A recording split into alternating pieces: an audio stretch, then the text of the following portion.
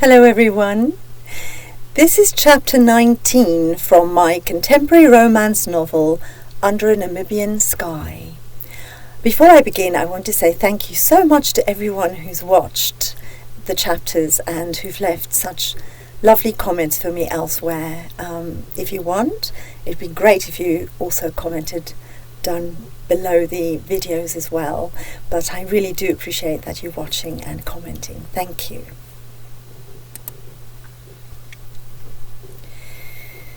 Auntie Elsa and Kerry had been fantastic.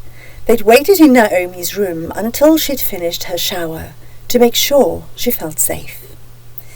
She'd asked Kerry to close the windows and pull the blinds down halfway.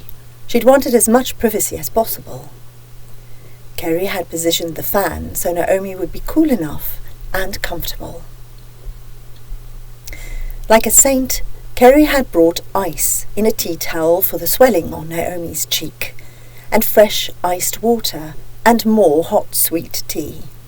Meanwhile, Auntie Elsa had nursed Naomi's lacerated knees and made sure no small bits of dirt remained in the wounds.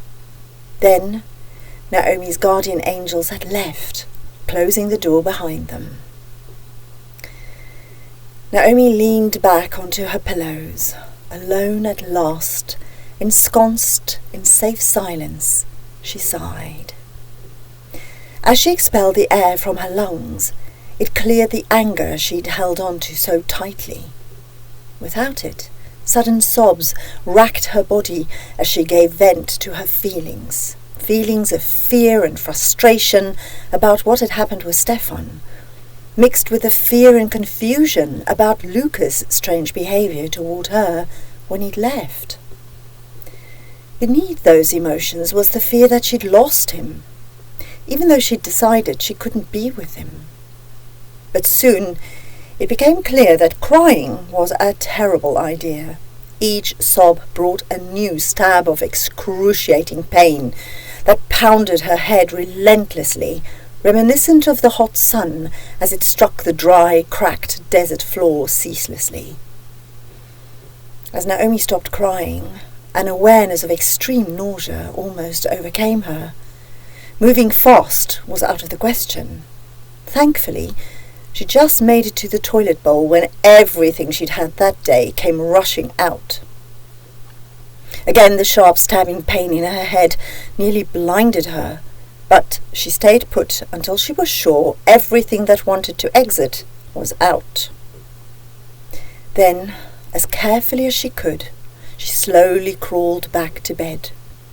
The chill slate floor beneath her felt good, but was brutal on her sore knees.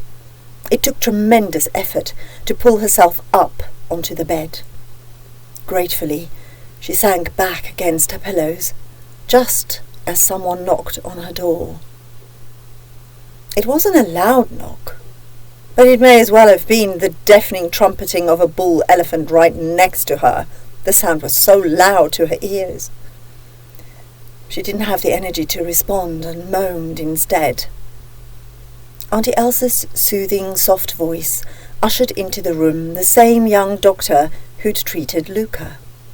He was gentle, and Naomi appreciated more than anything his cool hands on her face as he examined her. "You definitely have a concussion. It doesn't seem severe at this stage, and will most likely be gone in 2 or 3 days, but I feel it's better that we book you into the hospital to keep an eye on you. I can fly you there right now." Naomi couldn't face leaving her room. A sudden panic threatened to overwhelm her. "No, please, But Auntie Elsa came to her rescue. After many reassurances from Auntie Elsa, and much humming and hawing from the doctor, he finally gave in and allowed Naomi to stay at Desert Lodge. With a diagnosis of concussion and a badly sprained wrist, he gave stronger painkillers and instructions that Naomi be awakened every 3 hours to make sure she wasn't getting any worse. Naomi welcomed the silence once again as her bedroom door closed behind Auntie Elsa and the doctor. Despite feeling bone-penetrating exhaustion, as though she hadn't slept for an entire month, Naomi knew she would recover physically. Her extreme tiredness was merely a symptom of her recent adrenaline dump. Healing her thoughts and emotions was another matter altogether, however. But despite her concerns, her eyelids grew heavier with each breath. When she could no longer fight it, she gave herself over to blissful sleep. Too soon she heard her name. Gentle pressure on her shoulder brought her back to reality. Concern shone from big brown eyes looking into hers. Naomi struggled to focus on the figure standing over her, but knew it had to be Kerry from the soft scent surrounding the person. Was the immediate hammering headache the result of nausea, or was it the other way around? She couldn't tell. "Naomi, hun, wake up!" When Kerry saw that Naomi was awake, she added sheepishly, "The doctor said we had to wake you up regularly." Naomi yawned and nodded, taking extreme care not to move too fast. "Yes, I heard him telling Auntie Elsa. What time is it?" "You did well. It's nearly 9 o'clock. The blinds over the windows were pulled all the way down. Naomi realized Kerry meant 9 o'clock at night. She sat up slowly. Kerry fluffed her pillows so Naomi was more comfortable. "What's happened to Stefan?" Kerry was just about to sit down on the bed next to Naomi, but at the question, she paced, walking back and forth across the large room. "Johan arrived before the police got here. Can you believe that Stefan wanted to deny everything when Johan asked him what he thought he was doing? I've never been so mad in my life. He may be huge, he may be rich, he may be a bully, but I've never seen such a bloody coward." Johan didn't fall for his pathetic excuses. He gave Stefan a piece of his mind on how to treat and respect women. Stefan looked like he was going to cry when Johan asked how he would feel if some guy treated his sister in the same way he treated you. "I can't believe we allowed him such hospitality. He joined our activities for Pete's sake and got to know us, and then did something so completely incomprehensible." Johan was furious. As you know, the senior superintendent, Nick, is Johan's cousin. He took statements from all of us and will come to have a word with you tomorrow as well if you're up for it then. Naomi gave a thumbs up, both in consent as a sign for Kerry to continue. But Kerry didn't seem to need any encouragement as she continued her tirade. "Well, anyway, I've never seen such a miserable excuse for a human being. I wonder if he behaved that way because he's on vacation. You know, we get all sorts here, and sometimes people behave uncharacteristically when they're on vacation. I've never understood it, but they do, don't they? Behave in ways they'd never do at home. But it says something about the man's character, doesn't it? It's true what Johan said, though. I bet he wouldn't like it if someone had treated his sister like that. I wonder if his mother knows her son behaves like this toward women. I'm sure she'd be appalled. I know he's American, but his surname is Sawaski. That sounds Polish, or at least Eastern European, doesn't it? Those cultures, as far as I know, don't tolerate this kind of behaviour. They're usually very strict. I wonder if it's because he's so wealthy that he feels he's invincible somehow." Kerry stopped talking for a moment, before making a gesture as if to swat a fly. She sounded calmer when she spoke. "Anyway, the police have taken him away. They'll fly him to Windhoek tomorrow, as I understand it." Kerry didn't need Naomi to respond. Naomi was glad. The headache had subsided a little, and with it the nausea had disappeared somewhat. But she still felt heavy with exhaustion, her mind slow to take in everything Kerry was saying, much less able to respond. Kerry continued, as though she could read Naomi's mind. "I'm just so grateful that none of the other guests saw or heard anything. It'd be challenging to rectify such a PR disaster. Not something I'd want to deal with in my first weeks as manager." Kerry came to sit next to Naomi, her eyes glittering with excitement. "Can you believe it? I've done it. I'm the manager of Desert Lodge. To be honest, I didn't think Auntie Elsa would ever promote me. And I never even pitched for the position. Well, Indirectly, I suppose I did when I pitched to Luca and Santina, but I'm so grateful she trusts me. I've loads of ideas to make Desert Lodge the most sought-after destination in all of Namibia. Naomi couldn't help smiling at her friend's excitement and enthusiasm, but she still felt so tired. It was difficult to stay focused on what Kerry was saying. Once you're better, we'll celebrate. Do you need anything? Are you hungry? Naomi checked in with herself. Apart from needing the loo, water and more painkillers, she just wanted to go back to sleep. After Kerry had helped her to the bathroom, brought fresh water from the kitchen and closed the door behind her as she left, Naomi sank gratefully back onto her pillows once again. At Naomi's request, Kerry had pulled up the blinds and opened the windows. Soft night sounds, carried on a light desert breeze, floated through her room. Comforting, sun-warmed scents of the geraniums in the window boxes wafted toward her through the mosquito nets over the windows. All was right in her world again. Well, almost. There was Luca. Just as she put out her hand to switch off the bedside lamp, she noticed the painting. Kerry had placed Luca's picture of Ellie Naomi on a chair opposite Naomi's bed. The painting confused her. Luca confused her. Luca must have given it to her before he became the Iceman. She couldn't imagine that cold stranger giving her anything as beautiful. But why? The painting was stunning. He could easily have sold it. But then again, he didn't need the money, did he? Perhaps taking it with him would have been too much of a reminder of her. Leaving it here would kill two birds with one stone and put it and her out of his mind, wouldn't it? A theory had been lurking at the edge of her mind. Now that Luca was uppermost in her thoughts again, the theory made itself known fully. She didn't like it, but had to consider it. Perhaps underneath all that suaveness and charisma, alongside the ice, lurked a creature not dissimilar to Stefan. Did privilege and extreme wealth produce the character with which Naomi simply could not identify? Stefan had fooled her. Why not Luca as well?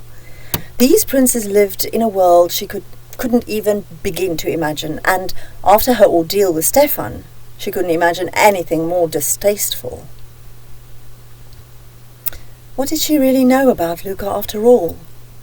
If it was true that Luca was more like Stefan than she'd expected, banishing him from her heart would be easier, wouldn't it? Luca sat back in his chair. A long, angry breath escaped his lips. His head was reeling. A maelstrom of emotions fought for supremacy in his chest as he tried to digest what Santina had just told him. She'd been in touch with Auntie Elsa at Desert Lodge to discuss some or other detail of their upcoming joint birthday party. A distraught Auntie Elsa had broken down and cried over the phone at the sound of her friend's voice. Minutes later, Santina was shocked into a low rage at hearing the incredible news of what Stefan had done to Naomi. She knew Luca would still be in his office, even at this time of the night.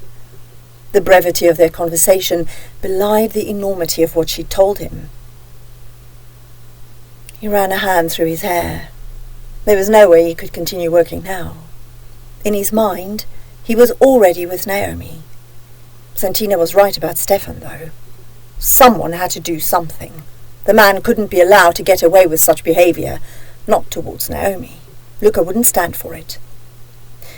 But with how they'd parted, he was glad the buggy deal with Desert Lodge afforded him the excuse to go there now. In his mind, just the image of Stefan's hands on Naomi made him see red. Would it have been different had he not been so deeply, madly crazy in love with her? Luca had never been so sure of his feelings toward anyone before. Stefan would feel the full weight of Luca's wrath.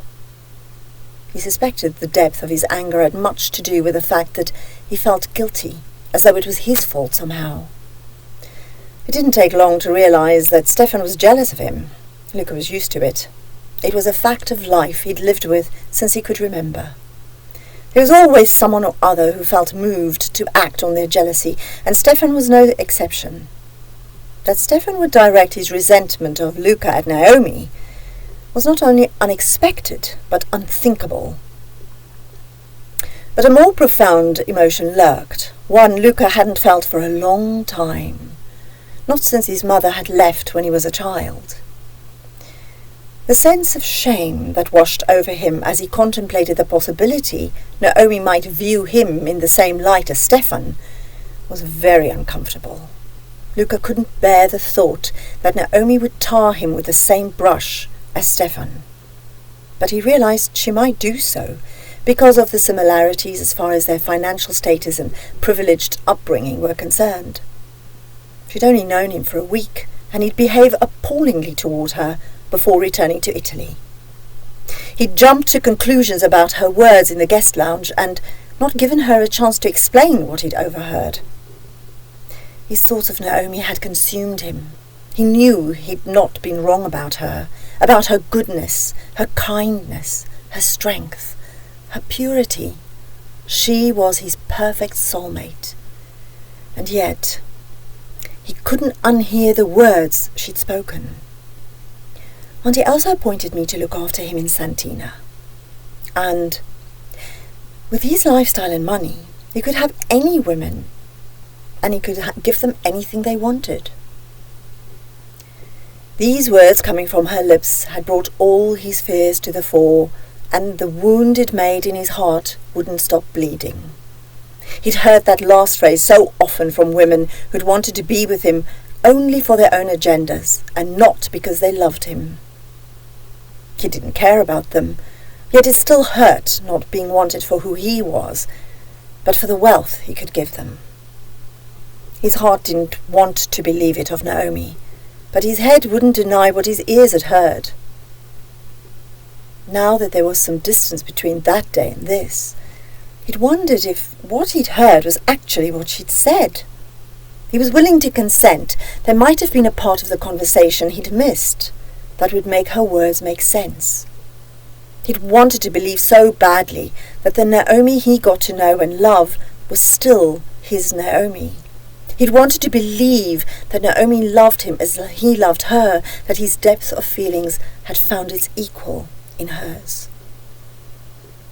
He shook his head. Whatever she felt for him, he knew he loved her more than life itself, and he wouldn't allow someone like Stefan to hurt her. It was the least he could do. He wouldn't let Naomi face Stefan alone again, should the man be stupid enough to return to Desert Lodge once he was free. Luca knew no African jail could keep Stefan for long, and he didn't underestimate the man. He was dangerous, Luca now knew. He'd met Stefan's kind before. They always played dirty.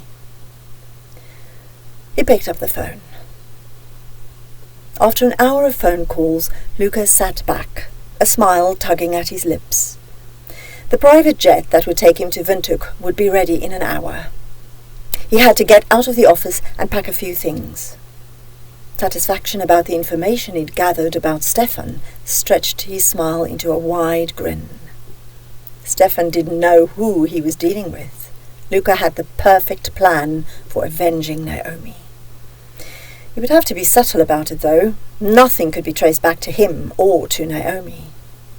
He intended to stop Stefan in his tracks, to teach him a lesson, if not humility.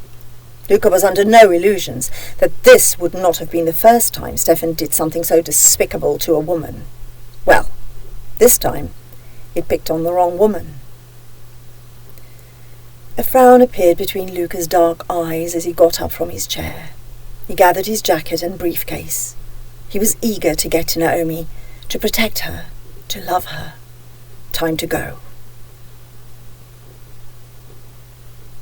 The dream's grip held tight, paralyzing Naomi, even as she knew she was dreaming. She was falling. But instead of hitting the ground, she was gripped in the vortex of a vast, noisy sandstorm. She could feel her hair flying around her head, her night dress ripped by the ferocious storm. Her consciousness floated higher as a sudden silence penetrated her senses. Doors were banging and soft voices spoke urgently somewhere, fading as they moved away. Moments later, black, deep, dreamless sleep welcomed her back.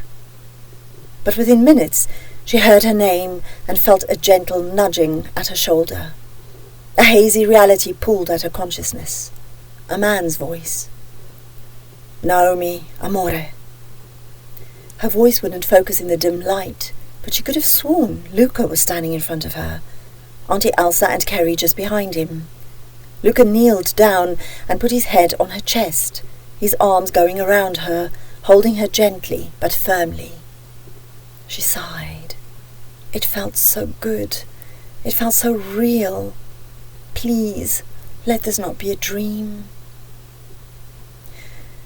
On the third day, when Naomi opened her eyes to the early morning sun peeping through her windows, she felt herself again, at least in body. Her mind and spirit might take a little longer to recover. The sharp rap on her door belonged to Kerry, who entered without waiting for Naomi's consent. Kerry's energy and enthusiasm were palpable as she came to stand in front of Naomi's bed. "Good morning! How's the patient this morning?" She held out a steaming mug of rich, aromatic coffee toward Naomi. "You look so much better, hon. Do you feel like getting up today?" Giving Kerry a thumbs up, Naomi took the mug of coffee with her uninjured hand. She took a sip before responding. "Thanks for the coffee. Yes, I feel myself again. I'd like to get back to work. I never thought I'd say this, but I'm bored from all this resting." Kerry talked while going to open the shower for Naomi. "That's great news, hon. I mean about you wanting to get up today. But should you be going back to work so soon? Is your wrist strong enough to handle the truck?" Kerry came back into the bedroom and bent over Naomi, gently touching the side of her face. "Have a look in the mirror. I think we could probably cover the bruise with makeup. But I'm not convinced that driving a bunch of guests out into the desert is the wisest thing to do. Not after spending 3 days in bed recovering, do you?" Kerry inspected Naomi's wrist. She winced at Kerry's touch. It was clear, even to Naomi, that her still swollen wrist was going to hamper any ideas of going back to work. She had to hold the mug of coffee in her left hand instead. But she smiled at her friend. "Are you going to start bossing me around now that you're the new manager?" "What do you mean, start? Haven't I always been bossing everyone around, including you?" "You have a point. Well, don't just stand there, help me up." Kerry grinned, happy to have her friend back. "Now who's bossing who?" Kerry helped Naomi to stand and then let go to see if she could manage by herself. "How's that? Is the headache still there? Do you still feel nauseous?" Naomi checked in with herself. Slowly she moved her head from side to side, rolled her shoulders, lifted her arms above her head, and tried to intertwine her fingers, meaning to have a good old stretch. But her wrist wouldn't play ball, and a loud moan escaped her lips as she carefully lowered her arms again. "Nope, I'm as good as rain." Kerry laughed at Naomi's joke and made herself comfortable on an armchair near the bookcases as Naomi walked to the bathroom. "What happened to the painting Luca left for you? I put it on a chair so you could look at it while deciding where to hang it. I can't see it anywhere." Naomi's voice came muffled from within the shower. "I put it in the wardrobe." "Why?" Naomi's response came after a lengthy pause. "I didn't want to look at it." "Why?" "It reminds me of Luca." And there it was, the proverbial elephant in the room.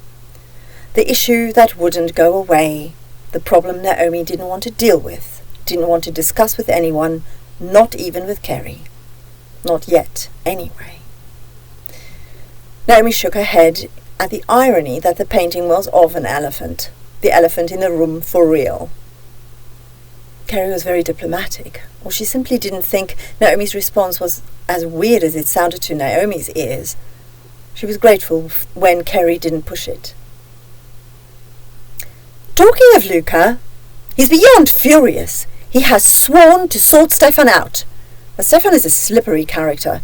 When Nick took him away that night, he was doubtful about Stefan's prosecution here. That's why they took him to Windhoek the next day. But you know how it is. Stefan is American, rich, and this is Africa. There will always be corrupt bureaucrats happy to help someone like Stefan who can buy his way out of any challenging situation.